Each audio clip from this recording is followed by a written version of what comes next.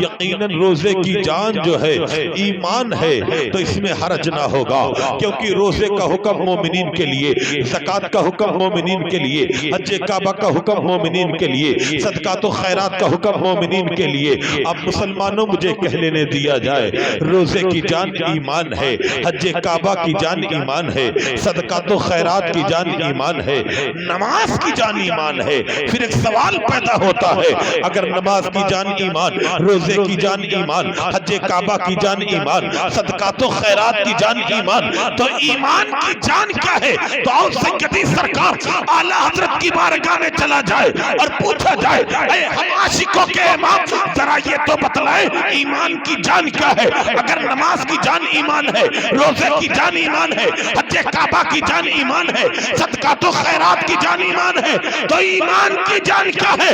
اعلیٰ حضرت بریلی کی ٹوٹی ہوئی چٹائی کی آواز دیتے ہیں، اللہ کی سرتابہ قدم شان ہے یہ، انسان نہیں انسان، وہ انسان ہے یہ۔ قرآن تو ایمان بتاتا ہے انہیں، ایمان یہ کہتا ہے میری جان ہے یہ۔ نعرہ اللہ کی تلاوت کرنے کا شرف حاصل کیا۔ اللہ عز و جل ارشاد فرماتا ہے، یا ایھا الذین آمنوا توبوا الی اللہ توبۃ نصوحا، اے ایمان والو توبہ کرو اور ایسی توبہ کرو کہ یقیناً وہ توبہ دوسروں کے لیے نصیحت بنے اور دوبارہ پلٹ کر کے گناہ کے قریب نہ جاؤ۔ ذرا غور کر لو، ایمان والوں کو مخاطب کیا گیا۔ تمام تر قرآن کے احکامات مومنین کے لیے ہیں، جو ایمان والے ہیں انہی پر قرآن کے احکامات لاگو ہوتے ہیں۔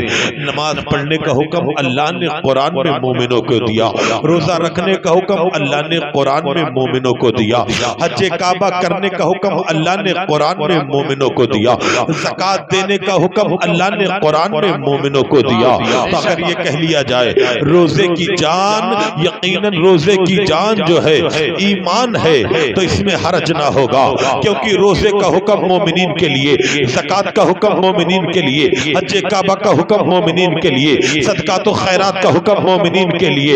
اب مسلمانوں مجھے کہہ لینے دیا جائے، روزے کی جان ایمان ہے، حج کعبہ کی جان ایمان ہے، صدقات و خیرات کی جان ایمان ہے، نماز کی جان ایمان ہے۔ پھر ایک سوال پیدا ہوتا ہے، اگر نماز کی جان ایمان، روزے کی جان ایمان، حج کعبہ کی جان ایمان، صدقات و خیرات کی جان ایمان، تو ایمان کی جان کیا ہے؟ تو آؤ سیدی سرکار اعلیٰ حضرت کی بارگاہ میں چلا جائے اور پوچھا جائے، اے ہم عاشقوں کے امام ذرا یہ تو بتلائیں ایمان کی جان کیا ہے؟ اگر نماز کی جان ایمان ہے، روزے کی جان ایمان ہے، حج کعبہ کی جان ایمان ہے، صدقات و خیرات کی جان ایمان ہے، تو ایمان کی جان کیا ہے؟ اعلیٰ حضرت بریلی کی ٹوٹی ہوئی چٹائی کی آواز دیتے ہیں، اللہ کی سرتابہ قدم شان ہے یہ، انسان نہیں انسان، وہ انسان ہے یہ۔ قرآن تو ایمان بتاتا ہے انہیں، ایمان یہ کہتا ہے میری جان ہے یہ۔ نعرہ تکبیر، اللہ اکبر، نعرہ رسالت یا رسول اللہ، نعرہ رسالت، مسلک اعلیٰ حضرت، مسلک اعلیٰ حضرت، علماء اہل سنت، جلسہ عید میلاد النبی، نعرہ رسالت، یا رسول اللہ۔ اللہ کی سرتابہ قدم شان ہے یہ، انسان نہیں انسان، وہ انسان ہے یہ۔ قرآن تو ایمان بتاتا ہے انہیں، ایمان یہ کہتا ہے میری جان ہے یہ۔ یقیناً ایمان جنہیں اپنی جان کہہ رہا وہ مصطفیٰ جان رحمت ہے، وہ آقا کریم ہے، وہ آمینہ کے لال ہے، وہ خدا کے محبوب ہے۔ اگر نبی ذی وقار کے پیار میں کمی ہے تو ایمان کامل نہیں، کیونکہ ایمان کے تکملے کے لیے نماز کا ہونا کافی نہیں، ایمان کے تکملے کے لیے صرف روزے کا ہونا کافی نہیں، ایمان کے تکملے کے لیے صرف حج و زکوٰۃ کا ہونا کافی نہیں۔ آؤ میں بتاؤں دربار رسالت ہے، جناب عمر فاروق پیغمبر اسلام کی بارگاہ میں حاضر ہے۔ میرے نبی نے ارشاد فرمایا، عمر یہ بتاؤ تمہارے دل میں سب سے زیادہ محبت کس سے ہے، سب سے زیادہ پیار کس کی ہے؟ تو جناب عمر فاروق عرض کرنے لگ گئے، یا رسول اللہ میں سب سے زیادہ اپنی جان سے محبت کرتا ہوں، پھر آپ سے۔ میرے آقا ارشاد فرماتے ہیں، عمر ابھی تمہارا ایمان کامل نہیں، ابھی تمہارا ایمان تکملے کو نہیں پہنچا، ابھی تمہارا ایمان مکمل نہیں۔ پھر میرے پیغمبر نے جناب عمر کو قریب بلایا، دستے رسالت رکھی، دل کی کیفیت تبدیل ہو گئی۔ آقا فرماتے ہیں، عمر یہ بتا اب سب سے زیادہ محبت کس سے، پیار کس سے، عشق کس سے؟ جناب عمر فاروق فرماتے ہیں آقا قسم ہے کعبے کے رب کی، اب عمر کو جان سے بھی زیادہ پیارے آپ ہو گئے ہیں، عمر کو باپ سے بھی زیادہ پیارے آپ ہو گئے ہیں، عمر کو اولاد سے بھی زیادہ پیارے آپ ہو گئے ہیں۔ آقا اب محبوب پہلے آپ ہیں پھر کچھ ہے۔ میرے آقا فرماتے ہیں عمر تمہارا ایمان مکمل ہو گیا۔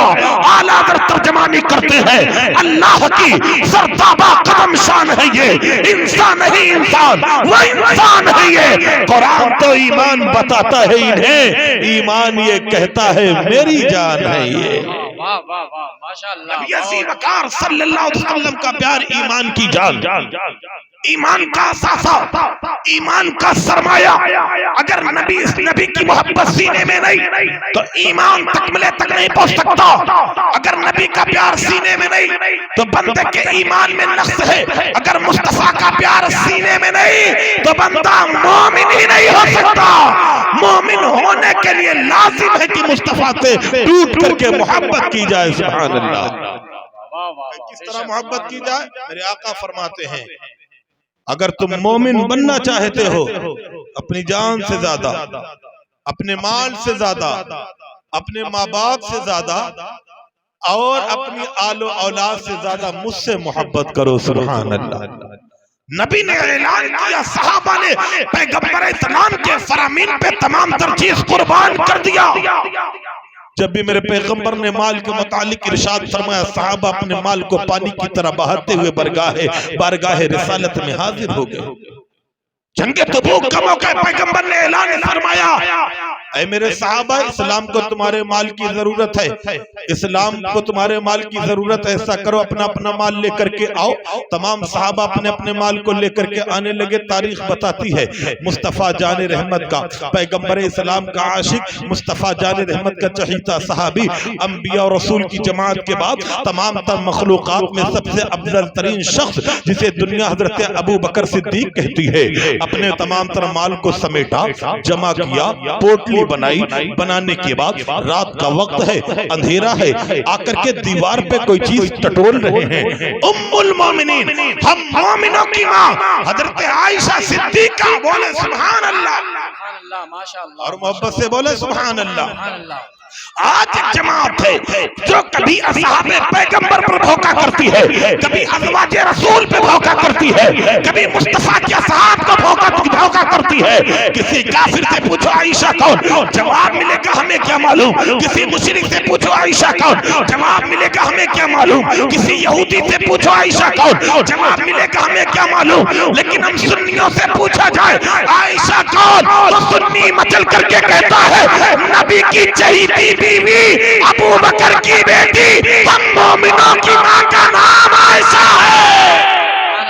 مسلمانوں یہاں سے پتہ چل گیا کہ عائشہ کافروں کی ماں نہیں ہوتی، عائشہ مومنوں کی ماں ہوا کرتی ہے۔ اب جو ام المومنین عائشہ صدیقہ کو ماں مانے وہی مومن ہے، اور جو ان کو ماں نہ مانے وہ مومن نہیں ہو سکتا۔ ام المومن حضرت عائشہ صدیقہ نے پوچھا یا رسول اللہ کیا تلاش کر رہے، کیا ٹٹول رہے؟ میرے پیغمبر نے ارشاد فرمایا عائشہ یہاں پر ایک سوئی میں نے لگا رکھی تھی، آج وہ سوئی لے کر کے بھی میں جاؤں گا اور مصطفیٰ جان رحمت کی بارگاہ میں اسلام کے لیے وقف کر دوں گا۔ سبحان اللہ، دے دوں گا، لے کر کے چلے۔ پیغمبر اسلام صلی اللہ علیہ وسلم کا یہ صحابی چلا، بدن پہ جو لباس ہے آج عجیب و غریب ہے، پھٹے ہوئے کمبل ہیں، ببول کے کاٹے لگے ہوئے، سر پہ پوٹلی۔ نبی کی بارگاہ میں حاضر ہوئے، مصطفیٰ جان رحمت کی بارگاہ میں سامان رکھا۔ میرے آقا نے پوچھ لیا ابو بکر یہ بتاؤ گھر والوں کے لیے کیا چھوڑ کر کے آئے ہو؟ سبحان اللہ۔ آج ذرا دیکھیں ہم اور آپ اپنے گھر والوں کے بارے میں کتنی رعایت کرتے ہیں۔ کچھ بھی ہو ہم اپنے گھر والوں کو نہیں بھولا کرتے، لیکن صحابہ کرام کی زندگی دیکھو۔ نبی عظیم وقار نے ارشاد فرمایا اے ابو بکر یہ بتاؤ گھر والوں کے لیے کیا چھوڑ کر کے آئے ہو؟ عرض کرنے لگے یا رسول اللہ، اللہ اس کا رسول چھوڑ کر کے آیا ہوں۔ سبحان اللہ، اللہ اس کا رسول صلی اللہ تعالی علیہ وسلم نے دیکھا کہ جناب حضرت ابو بکر کے بدن مبارک پہ جو لباس ہے پھٹے ہوئے کمبل نے ببول کے کاٹے. میرے آقا نے پوچھا ابو بکر تمہارا لباس تمہاری بٹن کہاں گئی؟ عرض کرنے لگ گئے یا رسول اللہ اسلام کو مال کی ضرورت تھی, میرے بدن پہ جو لباس تھا قیمتی تھا, میرے کپڑوں میں جو بٹن تھی قیمتی تھے, اس لیے میں نے اپنے لباس کو بھی اپنے بٹن کو بھی نکال کر کے اسلام کے لیے وقف کر دیا, چندے میں دے دیا. آقا میرے پاس کوئی بٹن نہیں, میرے پاس کوئی قیمتی لباس نہیں. پیغمبر اسلام نے عاشق کے عاشقیوں کو دیکھا, پیغمبر اسلام کی آنکھوں میں اشک کے قطرات آ گئے. جبریل آئے مصطفیٰ کی بارگاہ میں, لیکن آج جبریل کے بدن پہ جنتی لباس نہیں, جبریل کے بدن پہ بہشتی لباس نہیں, جبریل کے بدن پہ جنتی کپڑا نہیں. آج جبریل کے بدن پہ یقیناً پھٹے ہوئے کمبل ببول کے کاٹے لگے. میرے آقا نے فرمایا جبریل تمہارا بہشتی لباس کہاں گیا, جنتی لباس کہاں گیا؟ جناب جبریل نے عرض کی یا رسول اللہ یقیناً تمہارے عاشق کی عاشقی خدا کو اس قدر پسند آئی کہ اللہ نے اعلان کر دیا ملائکہ آج جنتی لباس اتار دو, بدن پہ پھٹے ہوئے کمبل ببول کا کانٹا لگا کر کے حضرت ابو بکر صدیق کی سنت ادا کرو. یہ نبی کے عاشق ہیں, مال بھی مصطفیٰ پہ قربان کرتے ہیں, جان بھی مصطفیٰ پہ قربان کرتے ہیں. نعرہ تکبیر, نعرہ رسالت, نعرہ رسالت, یار غار مصطفیٰ, عظمت سیدنا صدیق اکبر, نعرہ تکبیر, نعرہ رسالت. واہ واہ واہ, صحابہ نے مال کو پانی کی طرح بہایا, سبحان اللہ. اور آج ہمارا اور آپ کا مسئلہ یہ ہے کہ ہم اور آپ اپنے مال کو ناجائز کاموں میں خرچ کر رہے ہیں.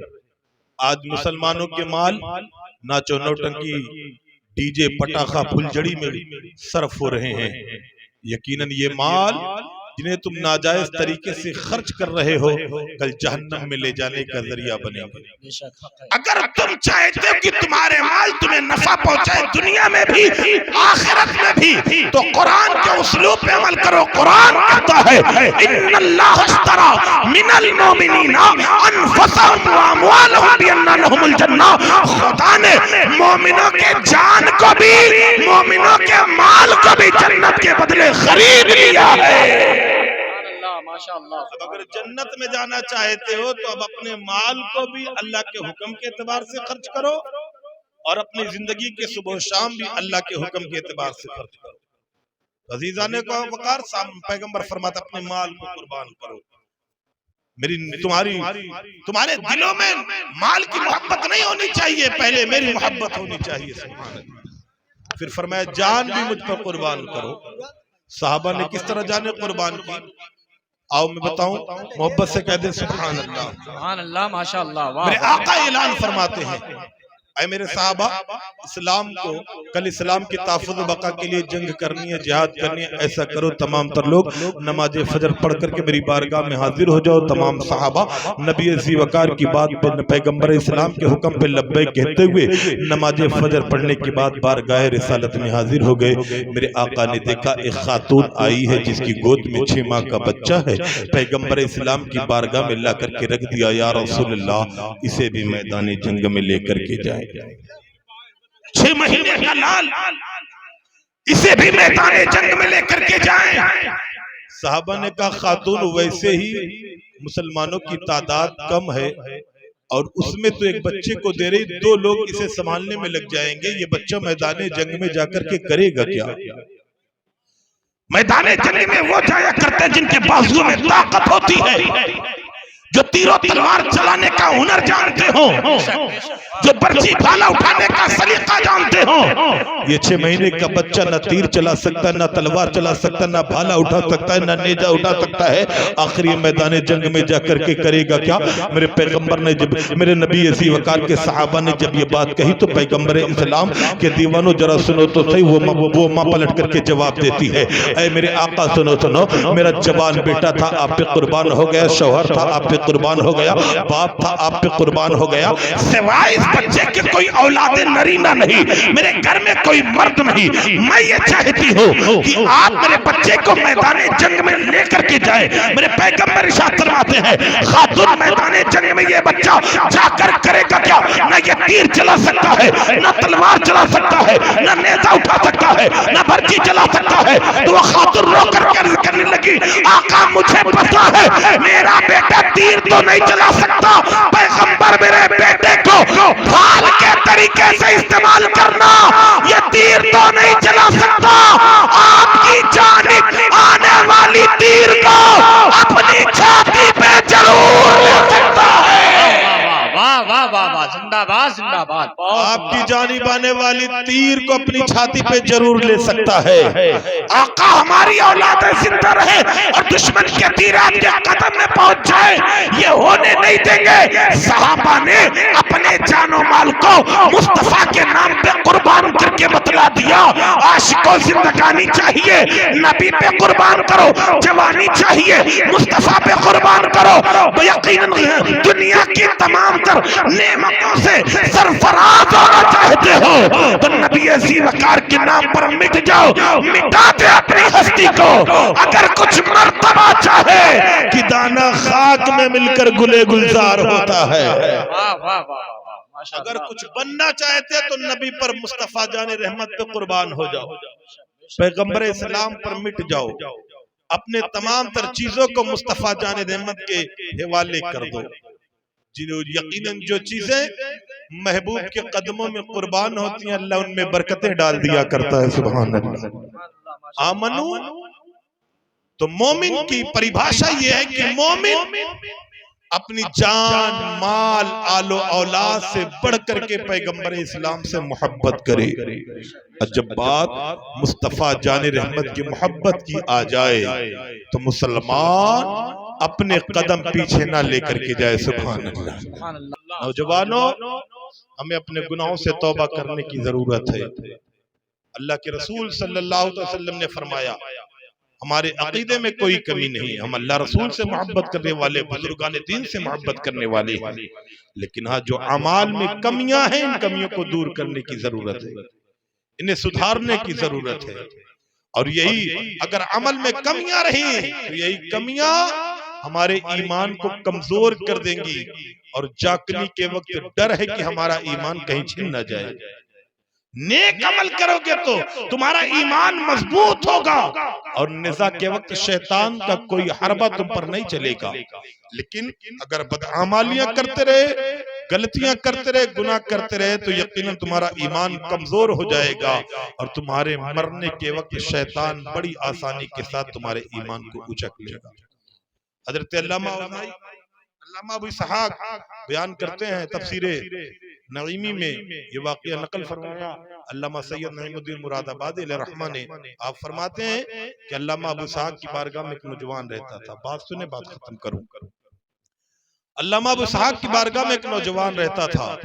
وہ جب آپ کی بارگاہ میں بیٹھتا تو اپنے آدھے چہرے کو چھپا کر کے رکھتا، آدھے چہرے کو کھول کر کے۔ لوگوں نے کہا اتنے بڑے عالم کی بارگاہ میں، اتنے بڑے ولی کی بارگاہ میں بیٹھتے ہو تو آدھا چہرہ چھپا کر کے کیوں رکھتے ہو؟ کہ اگر تمام لوگ امان دے دو تو میں اس راز کو فاش کروں۔ کہ امان ہے بتلا تو صحیح، آخر آدھا چہرہ چھپا کر کے کیوں رکھتا ہے؟ وہ نوجوان اپنے چہرے سے نقاب ہٹایا، کہا انگلیوں کے نشان دیکھ رہے ہو؟ کہا انگلیوں کے نشان نظر آ رہے ہیں۔ تمہیں پتا ہے کہ یہ انگلیوں کے نشان کیسے چہرے پہ پڑے؟ کہا بتلا، آخر یہ انگلیوں کے نشان چہرے پر کیسے پڑے؟ وہ نوجوان کہتا ہے عالم جب میں جوان تھا اور اپنی جوانی کی دہلیز پہ قدم رکھے ہوئے تھا تو میں لوگوں کے کفن کو چرا کر کے بیچا کرتا تھا۔ میں کفن چور ہوں، مردوں کے کفن کو چرا کر کے بیچ لیا کرتا تھا اور ان کے پیسے کو اپنے اوپر خرچ کیا کرتا تھا۔ وہ نوجوان کہتا ہے ایک دن میں ایک جنازے میں میری شرکت ہوئی، اس جنازے میں میں شریک ہوا اس نیت کے ساتھ کہ نشان لگا دوں اور رات کے وقت آ کر کے اس کے کفن کو اتار لوں گا۔ وہ شخص کہتا ہے پھر رات کی گھڑی آتی ہے، میں یقیناً اس قبرستان میں گیا، قبر سے مٹیاں ہٹائیں، اینٹیں ہٹائیں۔ اب جب کفن اتارنے کی باری آئی، میں کفن اپنی جانب کھینچتا، وہ خاتون کفن اپنی جانب کھینچتی ہے۔ یہ ان خاتونوں کے کارنامے ہیں کہ قبر میں بھی وہ اپنی پردہ پوشی کرتی ہیں جو دنیا میں پردے کا اہتمام کیا کرتی تھی. سبحان اللہ. جو دنیا میں پردہ کرتی ہیں اللہ انہیں قبر میں بھی یہ طاقت دے دیا کرتا ہے کہ وہ پردہ کریں اور یقیناً اپنے جسم کی حفاظت کریں. وہ شخص کہتا ہے کہ میں وہ کفن اپنی جانب کھینچ رہا تھا، وہ عورت اپنی جانب کھینچ رہی تھی. آخرکار میں نے طاقت و زور لگانے کے لیے گھٹنے زمین پہ رکھ دیے اور رکھنے کے بعد پوری زور سے جب کھینچنا چاہا میں نے دیکھا اس کفن سے ایک ہاتھ نکلا اور اس ہاتھ نے میرے چہرے پر ایک تماچا مارا. علامہ ابو اسحاق میرے چہرے پر جو انگلیوں کے نشانات ہیں یہ اسی عورت کے چاٹے کی وجہ سے.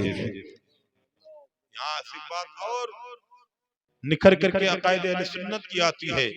آج کچھ لوگ کہتے ہیں کہ معاذ اللہ نبی مر کر مٹی میں مل گئے. ہم نے کہا نبی کا جب ایک ادنا امتی زندہ ہے تو امام الانبیاء بدرجہ اولا زندہ ہے. سبحان اللہ.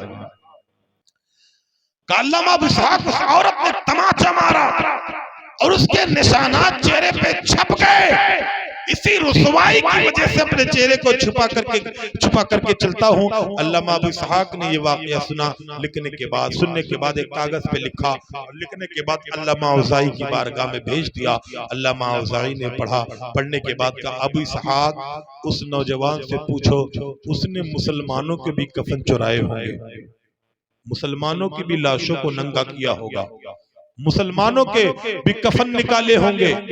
ذرا اس سے پوچھو کیا اس نے کسی مسلمان کے چہرے کو کعبے سے پھرا پایا؟ عزیزان وقار رخ کا آیا.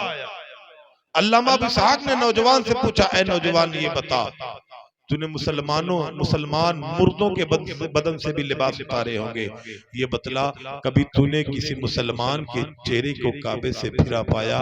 کہا علامہ ایک تو نہیں میں نے سینکڑوں مسلمان کے چہرے کو کعبے سے پھرا پایا، ان کا چہرہ کعبے کی جانب نہیں تھا.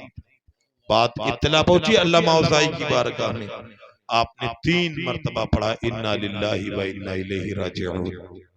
کہا لوگو جس کا چہرہ کعبے سے پھیر دیا جائے سمجھ جاؤ اس کا خاتمہ ایمان پر نہیں ہوا،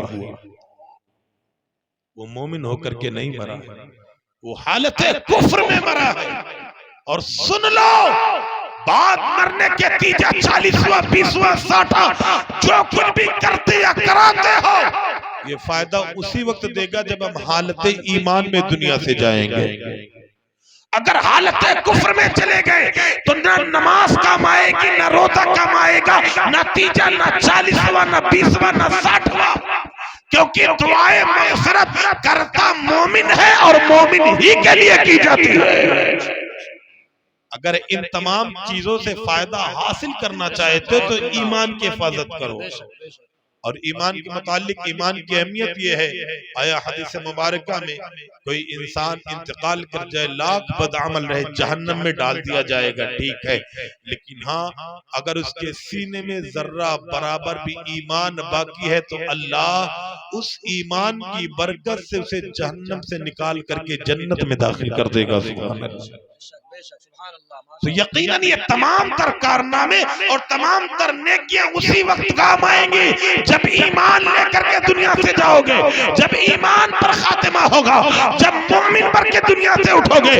ایمان اگر ساتھ نہیں گیا تو کوئی بھی چیز فائدہ نہیں پہنچا سکتی ہے. آگے علامہ ابو اسحاق اور دیگر لوگوں نے لکھا یقیناً ایسے لوگوں کے بارے میں اندیشہ ہے کہ مرتے وقت ان کے ہاتھ سے ایمان نکل جائے. کہا کون لوگ؟ کا نمبر 1 نماز میں سستی کرنے والا، نماز نہ پڑھنے والا نہیں، نماز میں سستی کرنے والا.